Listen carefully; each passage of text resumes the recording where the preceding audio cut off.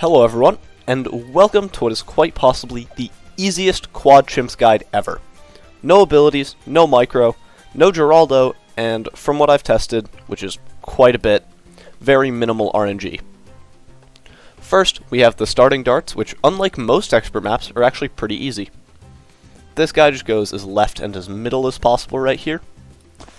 This guy goes as right and as middle as possible. And this guy just goes as top left as possible here.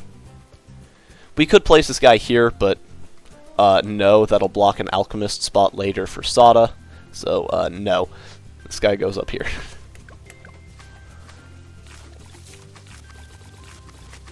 For round 7, set your right dart monkey to strong, and this should be able to beat the round very easily. For round 8, switch it back to first, and then get a 4th dart monkey right over here just as low and as middle as possible. For round 9, left dart monkey to strong, that should just beat the round. There is a possibility that you do lose this round, and no, it's not RNG, it's just placement. For round 10, switch it back to first, and then get a sniper up here and set it to strong. Really, you can place it anywhere, but I would just prefer to place it up here because this won't interfere with anything later, so that's nice. For round 12, just get Sada as top right as possible here. Just shove her in that corner.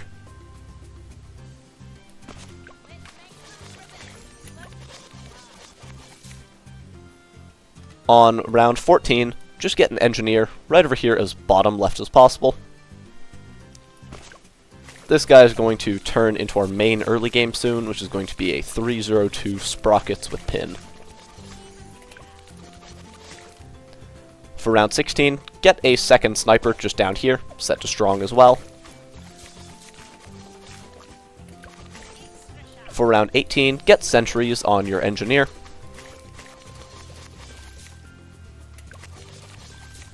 And then on 21, or for 20, get both of your snipers to full metal jacket. You should be able to do this before 21.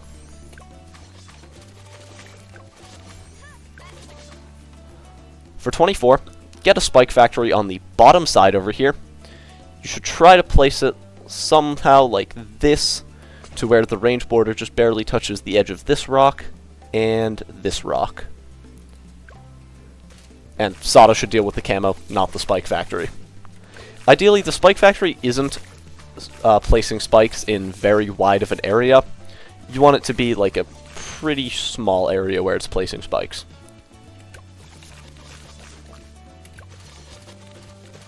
On 28, upgrade your engineer to a sprockets, and then get pin after the round ends.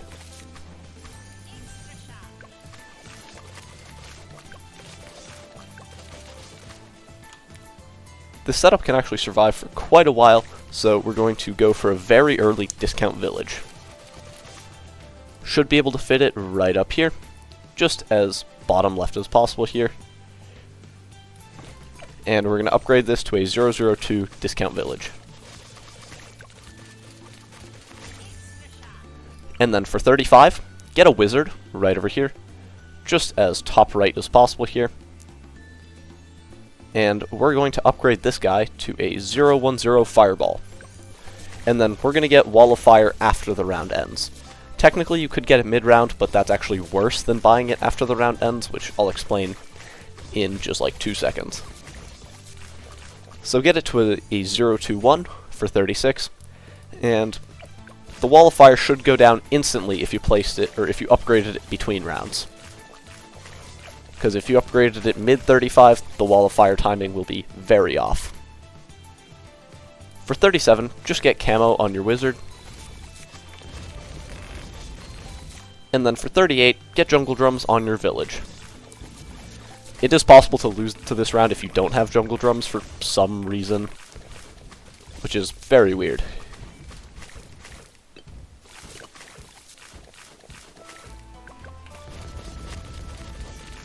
For round 40, get yourself a Dragon Breath, and depending on Sentry RNG, this round can be very close or not close at all. If you want to use a Leaping Sword on the Moab layer or the insides, go for it, but shouldn't be required. For 42, get this top left sniper to a night vision goggles and give it the camo priority. And then also upgrade the spike factory to a 102 set to smart. This might look very weird, but it does slightly better on round 99 specifically, so it's better.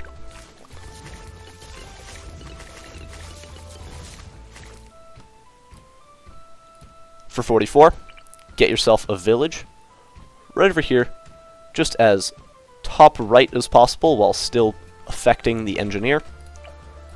002 discount as well, and then right above it here, just next to it like this, the wizard's range border should touch the edge of this flower in the water right here, and we're going to get this guy to a 032 dragon breath as well.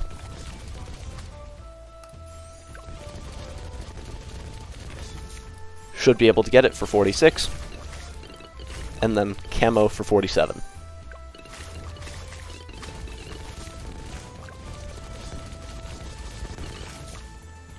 On 49, we're going to get jungle drums on our bottom village, and then we're going to alch our 102 spike factory with a 300 berserker brew, and once we have the alch, we're actually going to set our spike factory to close.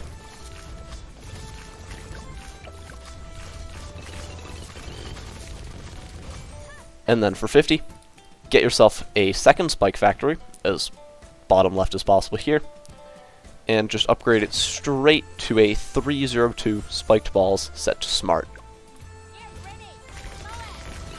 Same reasoning as this one. It does marginally better on 99 specifically, and doesn't matter for anything else. On 51, right above your spike factory, just get an alchemist. 300, and then we're going to get this guy to spiked balls as well.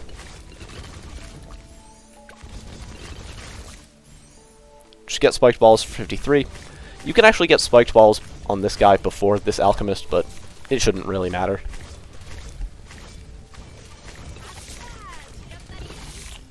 One quick thing before we get both of these guys to spiked mines, remove the top obstacle, and then get a tack shooter up here, just in the gap created, and upgrade it to a 204 overdrive.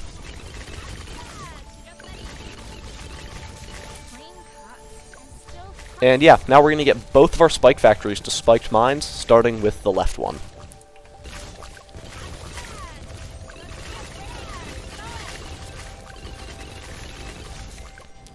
Round 60 can look a little bit scary at times, so if you'd like to use a leaping sword or a sword charge, just go for it. Shouldn't be needed though.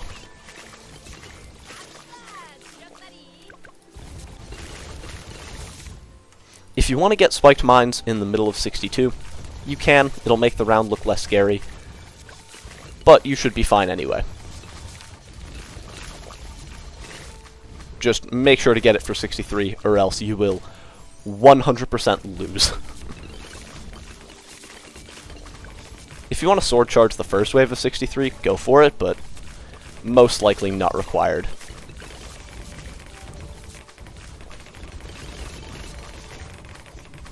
For 64, something pretty important for the rest of the run, not super relevant now, but important for later. Set your Sada and your top Dragon Breath to close.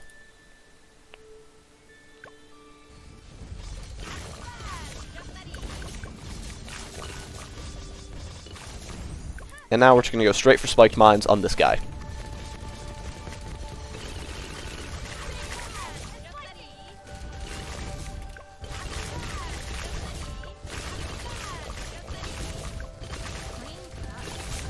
After 68, get your spiked mines. And now we're going to start building into what is going to be the main DPS for the bottom side, which is actually just going to be 2 more tack shooters. One right over here, as bottom right as possible. Or, well, really as top right as possible, but lower there. And this guy's going to be a 204 overdrive as well.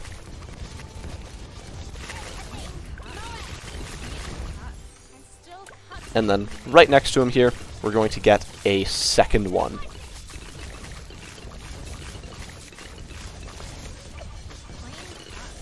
Same cross path.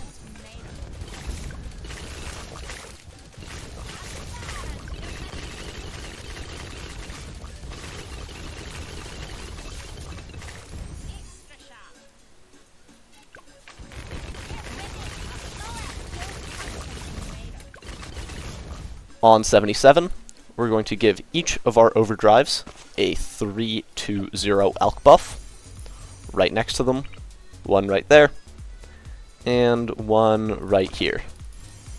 Alching the overdrive like more than doubles its DPS, so very, very worth it. Like, now these two guys can shred BFB layers as opposed to just weakening them.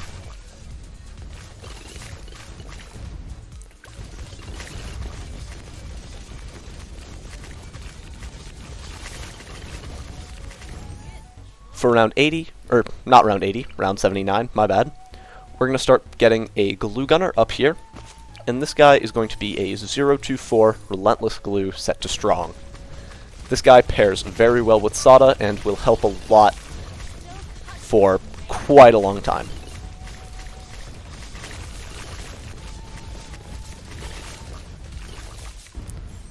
So just get relentless here. And then also get both of your villages to primary trading.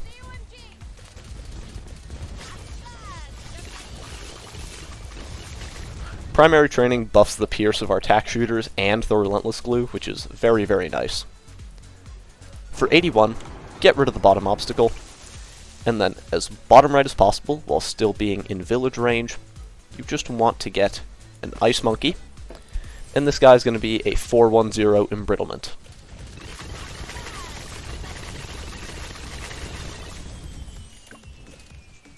And with this embrittlement, our tack shooters are going to be doing even more damage. Like, it's a lot of damage.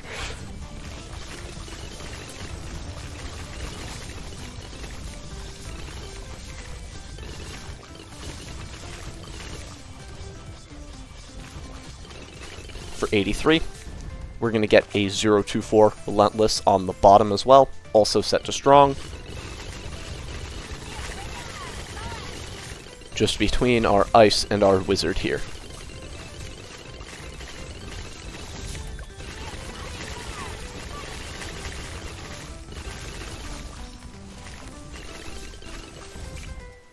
For 85, get a boomerang up here, just right above your village, and this guy is going to be a 024 Moab press set to strong, and then we're also going to get one down here as well.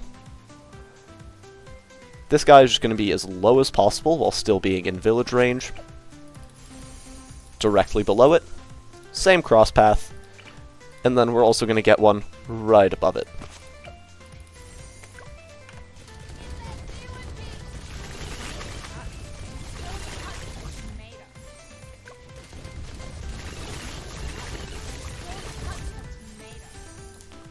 Once you've got it, set it to strong as well.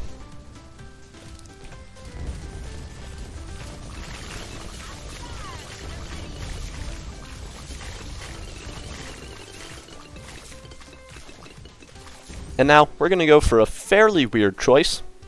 Get an engineer right up here, just in discount range somewhere up here, and upgrade it to a 031 cleansing foam and set it to the middle right here. This guy is going to be some very nice DDT decamo as well. Even though we already have the embrittlement, it just makes it more consistent so our glue can actually glue stuff. Oh yeah, and it also makes the purples on 95 a lot less scary because they won't get rid of our spiked mines. For 89, get a second one on the top side, just somewhere up here, to the right of like the little hedge grassy thing, like the bush. Just to the right of that. 031 as well, and just set it as left as possible in the engineer's range, so somewhere over here.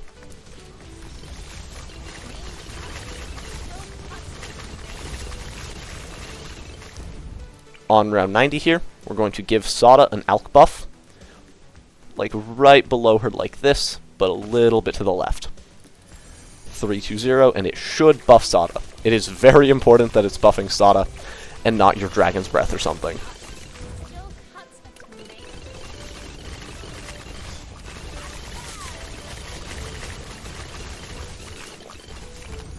For 92, get yourself another alchemist right over here. Somewhere like this. 320 as well, and it should be buffing this top overdrive. Because this guy is going to become a tack zone on round 97, and it is very important that he has the buff.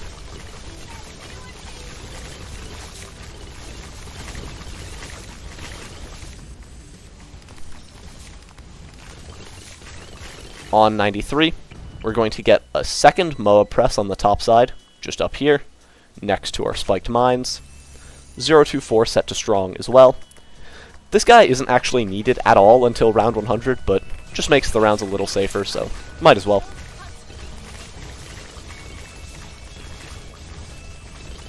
He might target the bottom side, but that is actually pretty good because it'll allow our defenses to deal with the Bloons more spaced out, I guess.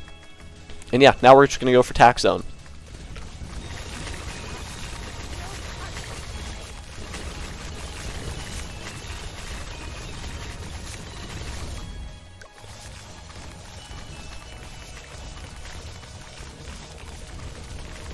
.95 might look a little bit sketchy on the bottom side, but that's normal.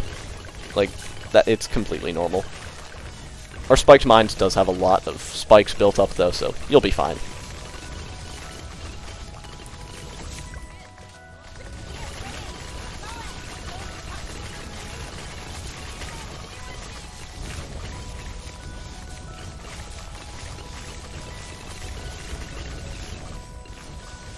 You can get your tack zone mid-96 if you'd like, but shouldn't be needed. Just get tack zone for 97. And the only reason we're getting tack zone, it's not actually needed at all, except for round 100. Round 100 is a really annoying round. I had to spend like 30k worth of stuff just to be able to beat it.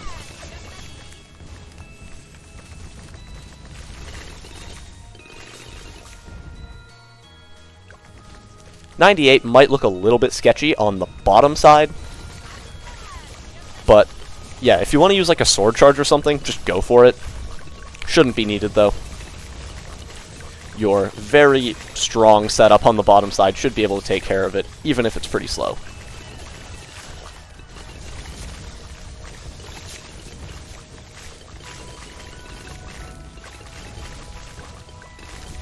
If you want to use a sword charge or something, go for it.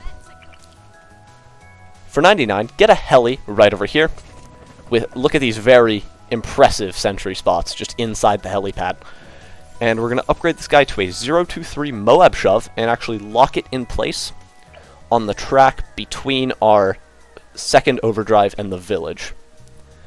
This guy prevents so much RNG on this round, it's crazy. And then also, like right below your Dragon's Breath, but tilted just a little to the left, we're going to get a 401 embrittlement.